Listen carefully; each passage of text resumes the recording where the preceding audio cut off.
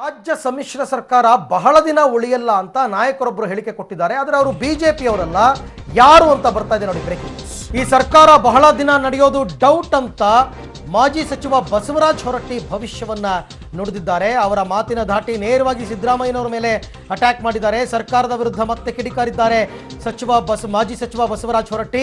ಮೊದಲು ಕಾಂಗ್ರೆಸ್ನವರು unconditional support ಅಂದವರು ಈಗ ಕಂಡೀಷನ್ ಮೇಲೆ ಕಂಡೀಷನ್ ಹಾಕ್ತಾ ಇದ್ದಾರೆ. ಸಿದ್ದರಾಮಯ್ಯಗೆ ಈ ಸರ್ಕಾರ ನಡೆಯುವಂತಹ ಇಚ್ಛೆಯೇ ಇಲ್ಲ ಅಂತ ಅನ್ಸುತ್ತೆ, ಅದಕ್ಕೋಸ್ಕರ ಹೀಗೆ ನಡ್ಕೋತಾ ಇದ್ದಾರೆ. ಸಿದ್ದರಾಮಯ್ಯನವರಿಂದಲೇ ಸರ್ಕಾರ ಪತನವಾಗುತ್ತೆ ಅನ್ನೋ ರೀತಿಯಲ್ಲಿ ಮಾಜಿ ಸಚಿವ ಬಸವರಾಜ ಹೊರಟ್ಟಿ ಮತ್ತೊಮ್ಮೆ ಈ ರೀತಿ ಕಿಡಿಕಾರಿದ್ದಾರೆ. ಬಸವರಾಜ ಹೊರಟ್ಟಿ ಅವರು ಸಚಿವರಾಗ್ತೀನಿ ಅಂತ ಬಹಳ ಆಸೆಯನ್ನು ಇಟ್ಕೊಂಡಿದ್ರು, ಆದರೆ ಅದ್ಯಾಕೋ ಈಡೇರೋ ಹಾಗೆ ಕಾಣ್ತಾ ಇಲ್ಲ. ಸಭಾಪತಿ ಹುದ್ದೆಯಿಂದ ಕೂಡ ಕೆಳಗಿಳಿದಿದ್ದಾರೆ.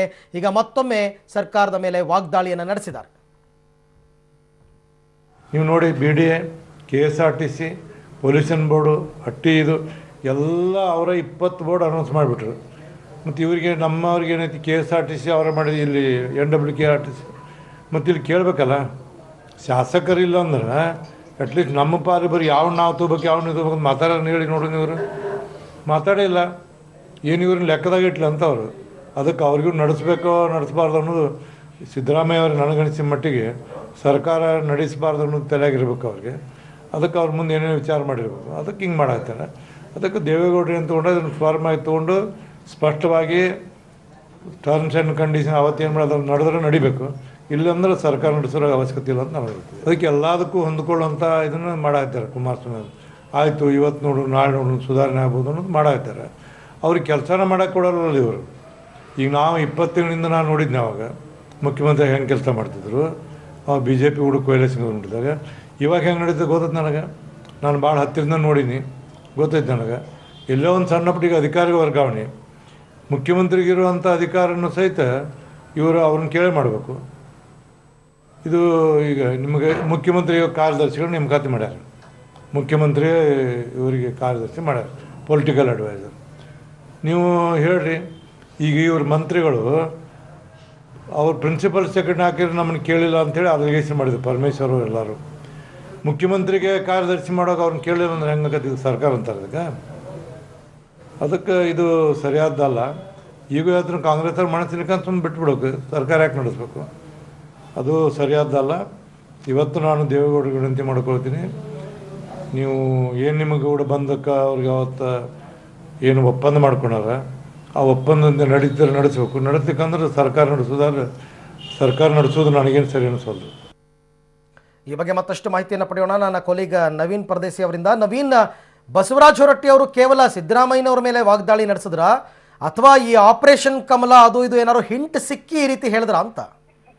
ಎಲ್ಲೋ ಒಂದು ಕಡೆಗೆ ಸಿದ್ದರಾಮಯ್ಯನವರ ಸರ್ಕಾರದಲ್ಲಿ ಅವರ ಹಸ್ತಕ್ಷೇಪ ಎಷ್ಟಿದೆ ಅನ್ನೋದ್ರ ಬಗ್ಗೆ ಎಲ್ಲೋ ಒಂದ್ ಕಡೆಗೆ ಬಸವರಾಜ ಹೊರಟ್ಟಿ ಅವರು ಕಿಡಿಕಾರದಂತಿದೆ. ಯಾಕಂತಂದ್ರೆ ನೇರವಾಗಿ ಸಿದ್ದರಾಮಯ್ಯನವರನ್ನೇ ಟಾರ್ಗೆಟ್ ಮಾಡಿದ ರೀತಿಯಲ್ಲಿ ಬಸವರಾಜ ಹೊರಟ್ಟಿ ಅವರ ಮಾತಿತ್ತು. ಯಾಕಂತಂದ್ರೆ ನಿಗಮ ಮಂಡಳಿಯಲ್ಲೂ ಕೂಡ 20 ನಿಗಮ ಮಂಡಳಿಯನ್ನ ಅವರೇ ಏಕಮುಖವಾಗಿ ನಿರ್ಧಾರವನ್ನ ತೆಗೆದುಕೊಳ್ತಾರೆ. ನಂತರ ಪ್ರಭಾವಿ ಖಾತೆಗಳನ್ನು ಕೂಡ ಅವರೇ ತೆಗೆದುಕೊಳ್ತಾರೆ. ಹೀಗಾಗಿ ಎಲ್ಲೋ ಒಂದ್ ಕಡೆಗೆ ಸಿದ್ದರಾಮಯ್ಯನವರ ಈ ಸರ್ಕಾರದಲ್ಲಿ ಹಿಡಿತ ಸಿಕ್ಕಾಪಟ್ಟೆ ಜಾಸ್ತಿ ಆಗ್ತದೆ. ಯಾಕಂತಂದ್ರೆ ಮುಖ್ಯಮಂತ್ರಿಯವರು ಕೂಡ ಏಕಮುಖವಾಗಿ ಅಂದ್ರೆ ಅವರ ಅಧಿಕಾರವನ್ನು ಬಳಸಿಕೊಂಡು ಯಾವುದೇ ರೀತಿಯಾದಂತಹ ಕೆಲಸವನ್ನು ಮಾಡೋಕೆ ಇವರು ಬಿಡ್ತಾ ಇಲ್ಲ. ಎಲ್ಲೋ ಒಂದು ಕಡೆಗೆ ಇವರು ಹಸ್ತಕ್ಷೇಪದಿಂದಲೇ ಸರ್ಕಾರ ಪತನವಾಗುತ್ತೇನೋ ಅನ್ನೋ ರೀತಿಯಲ್ಲಿ ಬಸವರಾಜ ಹೊರಟ್ಟಿ ಅವರ ಮಾತಿತ್ತು. ಯಾಕಂತಂದ್ರೆ ಸಿದ್ದರಾಮಯ್ಯನವರಿಗೆ ಈ ಸಮ್ಮಿಶ್ರ ಸರ್ಕಾರವನ್ನ ನಡೆಸುವಂತ ಸಮ್ಮಿಶ್ರ ಸರ್ಕಾರ ಸುಭದ್ರವಾಗಿ ನಡೀಲಿ ಅನ್ನೋ ಉದ್ದೇಶ ಅವ್ರದ್ದು ಇರ್ಲಿಲ್ಲ ಅನ್ನೋ ರೀತಿಯಲ್ಲಿ ಬಸವರಾಜ ಹೊರಟ್ಟಿ ಅವರ ಹೇಳಿಕೆ ಇತ್ತು.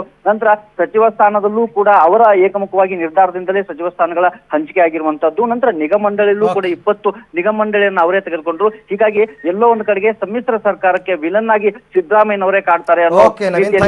ಮಾಹಿತಿಗಾಗಿ ಧನ್ಯವಾದ. ಒಂದು ಬ್ರೇಕಿಂಗ್ ನ್ಯೂಸ್ ಬರ್ತಾ ಇದೆ, ಏನು ಅಂತ ನೋಡೋಣ ಬನ್ನಿ. ಸಮ್ಮಿಶ್ರ ಸರ್ಕಾರಕ್ಕೆ ಕಂಟಕವಾಗಿರುವಂತಹ ರಮೇಶ್ ಜಾರಕಿಹೊಳಿ ಅವ್ರು ಎಲ್ಲಿದ್ದಾರೆ ಅಂತ ಗೊತ್ತಾಗ್ದೇನೆ ಕಂಗಾಲಾಗಿದ್ದಾರೆ ಕಾಂಗ್ರೆಸ್ನ ನಾಯಕರು.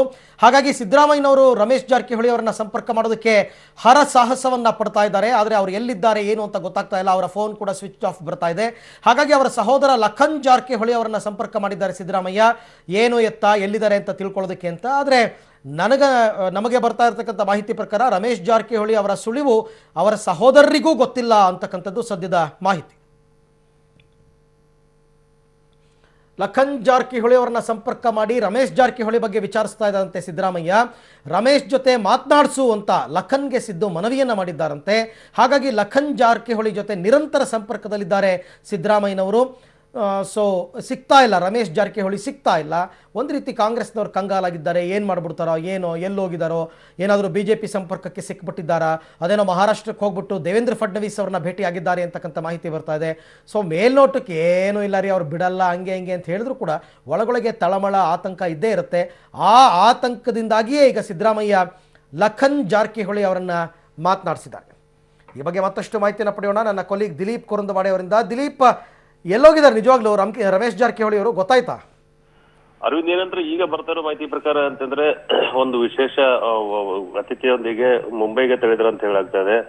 ಅವರು ಬಹಳಷ್ಟು ಅವರು ಫ್ರೆಂಡ್ಸ್ ಏನಂತಾರೆ ಮಹಾರಾಷ್ಟ್ರದಲ್ಲಿದ್ದಾರೆ. ಈಗ ದೇವೇಂದ್ರ ಫಡ್ನವೀಸ್ ಮುಖಾಂತರ ಏನಂತಂದ್ರೆ ಬಿಜೆಪಿಗೆ ಹೋಗುವ ಚಾನ್ಸ್ಗಳಿದೆ ಅಂತ ಹೇಳಾಗ್ತಾ ಇದೆ ಅರವಿಂದ್. ಅಲ್ಲ, ಅವರ ಫ್ರೆಂಡ್ಸ್ ಅಂದ್ರೆ ಯಾರು? BJP ಅವ್ರ ಜೊತೆ ಏನಾದ್ರು ಸಂಪರ್ಕದಲ್ಲಿದ್ದಾರಾ? ಅದೇನೋ ದೇವೇಂದ್ರ ಫಡ್ನವೀಸ್ ಮಾತನಾಡಿಸ್ತಾ ಇದ್ದಾರೆ ಅಂತ ಸುದ್ದಿ ಬಂದಿತ್ತು.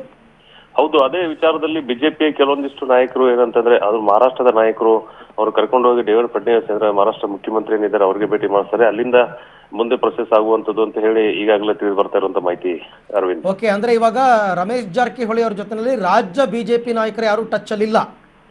ಹೌದು, ಈ ರಾಜ್ಯದ ಬಿಜೆಪಿ ನಾಯಕರು ಯಾರು ಕೂಡ ಟಚ್ ಅಲ್ಲಿಲ್ಲ. ಆದ್ರೆ ಇದೆಲ್ಲವನ್ನು ಕೂಡ ಏನಂತಂದ್ರೆ ಮಹಾರಾಷ್ಟ್ರದ ಏನು ಬಿಜೆಪಿ ಮುಖಂಡರಿದ್ದಾರೆ ಅವ್ರಿಗೆ ಹೊರಸಲಾಗಿದೆ. ಮತ್ತು ಅವರು ಅದನ್ನ ಹೊತ್ಕೊಂಡು ಯಾವ ತರ ಮಾಡಬೇಕು ಹೇಗೆ ಅಂತ ಹೇಳಿ ಒಂದು ಪ್ಲಾನ್ ಮಾಡೋದ್ರ ಮುಖಾಂತರ ರಮೇಶ್ ಜಾರಕಿಹೊಳಿ ಅವರನ್ನ ಬಿಜೆಪಿ ಹಿರಿಯ ಮುಖಂಡರಿಗೆ, ರಾಷ್ಟ್ರೀಯ ಮುಖಂಡರಿಗೆ ಭೇಟಿ ಮಾಡಿಸುವ ಪರಿಚಯ ಇದೆ ಅಂತ ಹೇಳಾಗ್ತಾ ಇದೆ. ಮತ್ತು ಅವರ ಆಪ್ತ ಮೂಲಗಳಿಂದ ಕೂಡ ಬೆಳಗಿನ ಜಾವನ ಏನಂತಾರೆ ಮಹಾರಾಷ್ಟ್ರಕ್ಕೆ ಅವರು ತೆರಳಿದಾಗ